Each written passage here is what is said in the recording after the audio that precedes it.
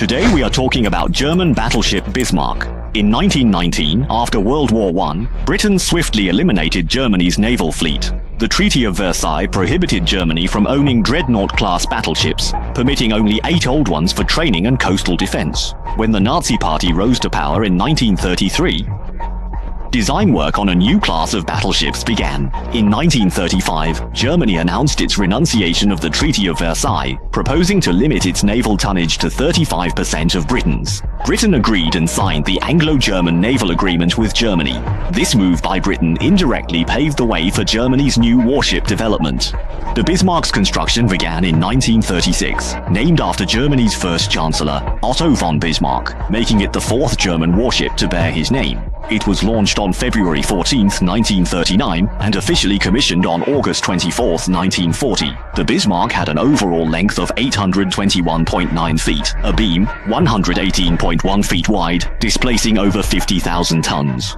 Propulsion was 12 high-pressure boilers, 3 steam turbines, a top speed of 30.8 knots, and a range of 8,525 nautical miles at 15 knots. It had a crew of 2,200 and was armed with 4 twin 15-inch main guns, firing 2 to 3 rounds per minute. At 30-degree elevation, their range was 22.7 miles, with over 900 rounds. It had 6 twin 5.9-inch secondary guns, range 14.3 miles, 8 twin 4.1-inch anti-aircraft guns, 18 rounds per minute, 8 twin 37mm anti-aircraft guns, and 12 20mm machine guns. It carried.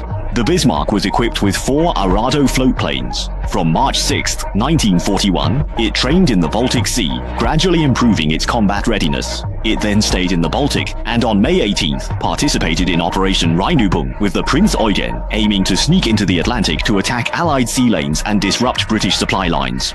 This operation was then photographed by a British Spitfire fighter. Britain immediately dispatched the HMS Prince of Wales, the world's largest battlecruiser HMS Hood, and 6 smaller destroyers to intercept. On May 24th, the two forces met in the Denmark Strait between Greenland and Iceland. After about 6 minutes of engagement, the Bismarck's 15-inch shell hit the HMS Hood's ammunition magazine, causing a catastrophic explosion. The Hood split and sank in 3 minutes, killing 1,418 crew members, with only 3 surviving. The Bismarck was also hit by 3 14-inch shells from the HMS Prince of Wales, causing multiple system failures, with one hitting its midship. Below, though it didn't explode, the rudder compartment flooded slightly. The Bismarck then headed for the German-occupied Saint-Nazaire port in France for repairs, skillfully using the weather to evade British pursuit.